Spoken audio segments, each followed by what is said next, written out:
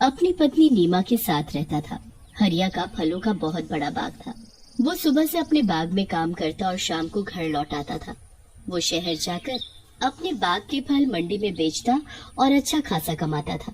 हरिया के घर में किसी चीज की कोई कमी नहीं थी। एक दिन हरिया हमेशा की तरह सुबह सुबह बाग में जा रहा था कि तभी उसकी पत्नी नीमा उसे आवाज देती है, अजी शाम को मेरे घर के लिए भी थोड़े से आम ले आना। ठीक है, ले आऊंगा आम। हरिया बाग में पहुंचता है तो वहाँ अच्छी खासी धूप हो रही होती है। हरिया एक बड़े से आम के पेड़ के नीचे एक चारपाई बिछा लेता है और उस पर बैठ जाता है। उस पेड़ पर बड़े ही पके हुए और बढ़िया आम लग रहे होते हैं। अरे वाह, क्या आम लगे हैं, इसके तो अच्छे पैसे मिलेंगे।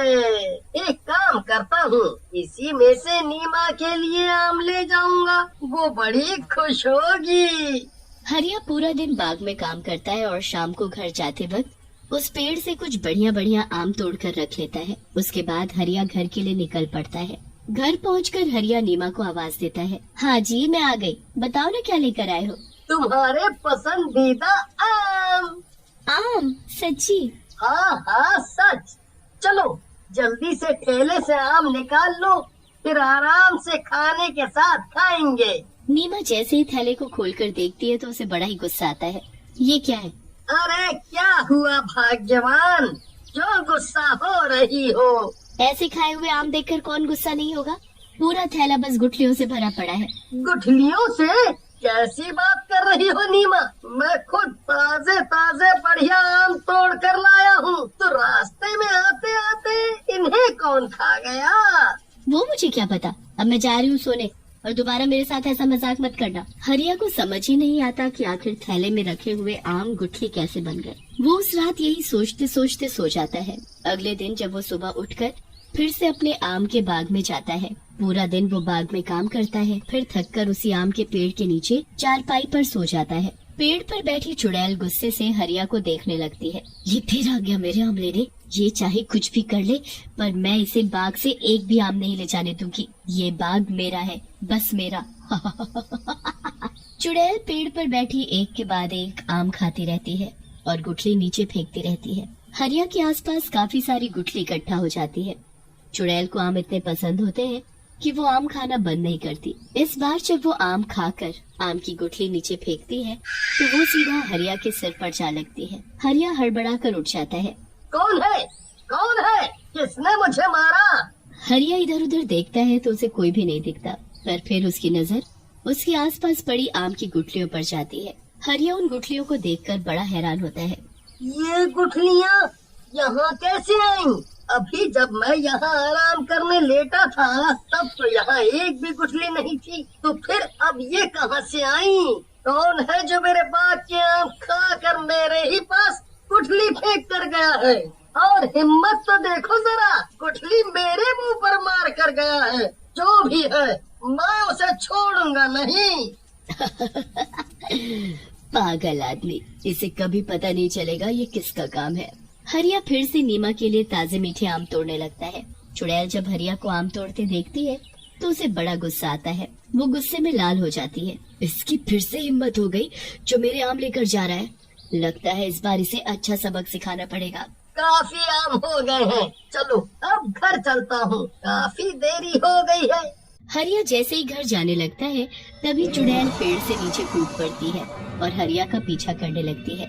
हरिया को उस दिन घर जाते जाते रात हो जाती है। जब वो घर जा रहा होता है तो आसपास बहुत शांति होती है। हरिया को अचानक अपने पीछे किसी के चलने का एहसास होता है। हरिया जल्दी से पीछे मुड़कर देखता है पर पीछे तो कोई भी नहीं होता।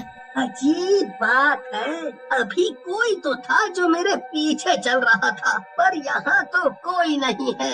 खैर मैं जल्दी घर पहुँचता हूँ।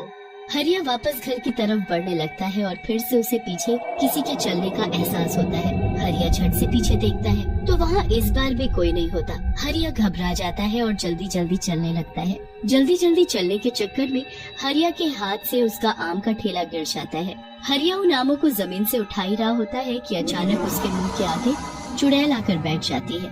क्या हुआ हरिया, सारे आम गिर गए? चुड़ैल, बचाओ बचाओ। हरिया को कुछ समझ नहीं आता, वो तो सब आम ऐसे छोड़कर भाग लेता है। भाग गया बेचारा। इन नामों पर बस मेरा हक है, बस मेरा, इनको कोई नहीं खा सकता। चुड़ैल वहीं जमीन पर बैठ जाती है और एक एक आम उठाकर खाने लगती है। भागते भागते एक बार हरिया पीछे मुड़कर देखता है तो वो चुड़ैल आमों को ऐसे खा रही होती है जैसे कोई भूखा जानवर मांस खाता है। चुड़ैल बड़े मजे से आम खाने में लगी होती है और हरिया भागते भागते अपने घर पहुंचता है। वो बहुत ही बुरी तरह हाँफ रहा होता है। उसे देख नीमा भी घबरा जाती है। अरे क्या हुआ आपको? आप इतनी बुरी तरह हाँफ क्यों रहे हो? नीमा, चुड़ैल, चुड़ैल मेरे पीछे, मेरे पीछे चुड़ैल। क्या बात कर रहे हो चुड़ैल? हाँ नीमा, मैं झूठ नहीं बोल रहा। मैंने उसे खुद अपनी इन आँखों से बिल्कुल करीब से देखा है। और पता है, भागते भागते जब मैंने उसे एक बार पीछे मुड़कर देखा तो वो ऐसे आम खा रही थी जैसे जन्मों से भूखी हो। आम चुड़ैल खा रही थी? मुझे तो अब शक हो रहा है कि कल जो आम आप लेकर आए थे वो कहीं इस चुड़ैल ने तो गायब नहीं कर दिए और उसमें गुठली भर दी। हाँ नीमा, तुम सही बोल रही हो, पर आखिर ये चुड़ैल हमारे पीछे क्यों पड़ गई है? ये हमसे चाहती क्या है? पता नहीं जी, ये तो वही जाने। खैर अभी हम सो जाते हैं, वही ठीक रहेगा। हरिया और नीमा दोनों सो जाते हैं। सुबह हरिया जल्दी उठ जाता है क्योंकि उसे आम लेकर मंडी पहुंचना होता है। नीमा, अरे ओ नीमा, रास्ते के लिए तुमने खाना बांध दिया है ना? हाँ हाँ, मैंने सब रख दिया है। ठीक है, मैं पहले बाग में जा रहा हूँ, फिर आम तोड़कर उनको बाजार में शहर बेचने जाऊंगा। आते वक्त मुझे रात हो जाएगी तो तुम अपना ध्यान रखना। हरिया अपनी बैलगाड़ी लेकर बाग की तरफ चल पड़ता है। बाग में पहुंचकर वो पके पके आम तोड़कर टोकरी में भरने लगता है। देखते ही देखते काफी टोकरी भर जाते हैं। उसके बाद हरिया उस पेड़ के पास पहुंचता है जिस पर चुड़ैल रहती है। हरिया उस पेड़ से भी आम तोड़ना शुरू कर देता है। पेड़ में बैठी चुड़ैल हरिया को दिखाई नहीं देती, इसलिए वो बड़े ही मजे से आम तोड़ तोड़ कर टोकरी में भरने लगता है। पर जब चुड़ैल उसे ऐसा करते देखती है तो उसका खून खौल उठता है। इसकी इतनी हिम्मत कि ये फिर मेरे आम लेने की कोशिश कर रहा है। ये मेरे आम यहाँ से नहीं ले जा सकता।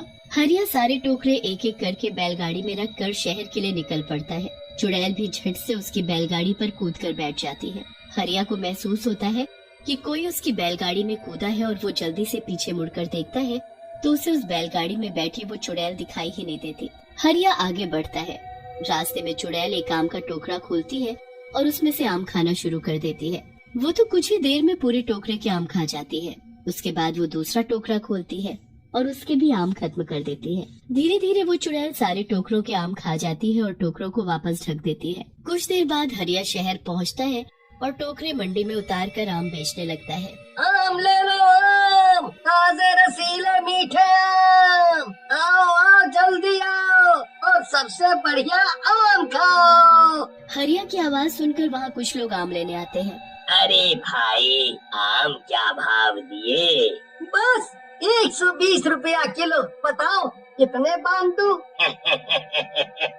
पहले आम की शक्ल तो दिखाओ, तभी तो बताऊंगा। हाँ हाँ, अभी मैं टोकरे खोलता हूँ। हरिया जैसे ही ढके हुए टोकरे को खोलता है तो उसके होश उड़ जाते हैं। टोकरे में तो बस गुठली ही गुठली भरी होती है। दूसरी टोकरी खोलता है तो उसमें भी गुठली ही भरी होती है। हरिया सारी टोकरी खोलकर देखता है और सभी में बस गुठली भरी होती है। हरिया को समझ ही नहीं आता और वो निराश होकर घर वापस आता है और नीमा को सारी बात बताता है। ये हो ना हो उसी चुड़ैल का ही काम है, इसका कुछ करना पड़ेगा।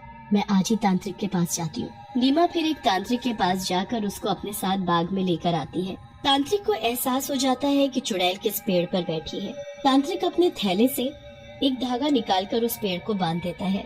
ए तांत्रिक, ये तो क्या कर रहा है? ऐसा मत कर वरना मैं भी इस पेड़ से बंध जाऊंगी। यही तो मुझे करना है। तूने बड़ा दुखी किया हुआ है। आखिर तू चाहती क्या है? मुझे आम बहुत पसंद है। एक दिन जब ये आदमी आम बेचने शहर जा रहा था तब मैंने इसकी बैलगाड़ी से आम खाया था और मैं इसके साथ ही यहाँ आ गई। अब इन सब आमों पर मेरा हक है। ऐसा बिल्कुल नहीं होगा, समझी? अब मैंने तुझे इस पेड़ से बांध दिया है। आज के बाद तू इस पेड़ से कहीं नहीं जा पाएगी। तुझे जितने आम खाने हैं तू खा सकती है, पर बस इसी पेड़ के। चुड़ैल गुस्से में चिल्लाती रह जाती है। पर कुछ नहीं कर पाती। वो हमेशा के लिए उसी पेड़ पर बंध जाती है और उसी के आम का स्वाद ले पाती है।